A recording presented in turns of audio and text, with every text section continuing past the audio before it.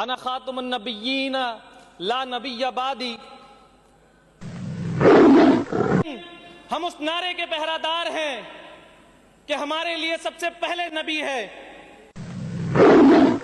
ہم رسول صلی اللہ علیہ وسلم کے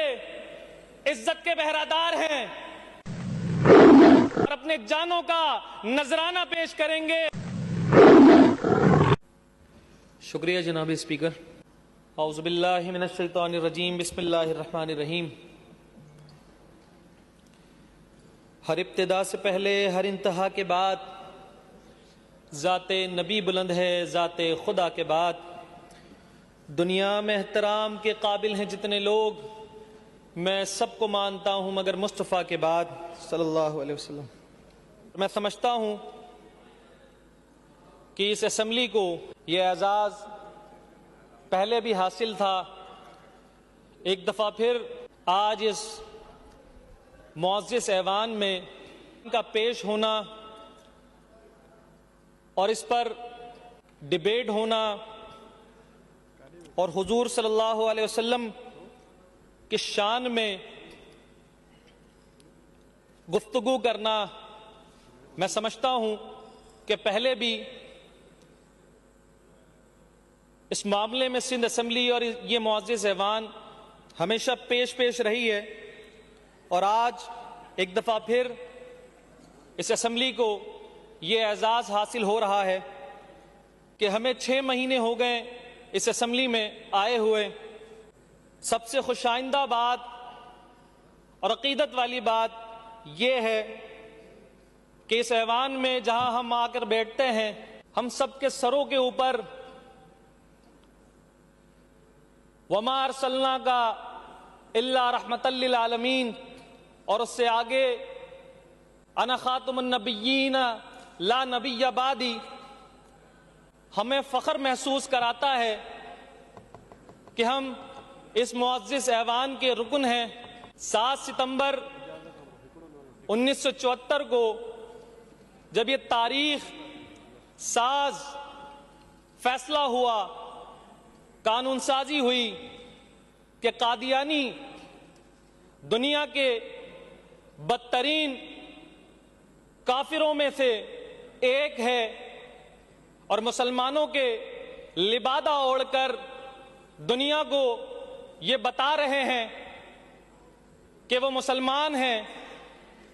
مسلمانوں کے خلاف دنیا کی سب سے بڑی سازش کوئی کر رہا ہے تو وہ یہ قادیانی گروہ ہے، احمدی گروہ ہے. اور جب ہم خراج تحسین پیش کرتے ہیں قومی اسمبلی کو، قومی اسمبلی کی اس ڈیبیٹ میں موجود ان تمام علماء کرام کو، ان تمام معزز لوگوں کو جنہوں نے اس کار خیر میں حصہ لیا، تو وہاں اگر میں اس قانون سازی کے شہید ذوالفقار علی بھٹو صاحب کا یہ بہت بڑا کارنامہ تھا کہ انہوں نے ختم نبوت صلی اللہ علیہ وسلم کی پہراداری کی. گناہگار تو بہت ہیں، لیکن جب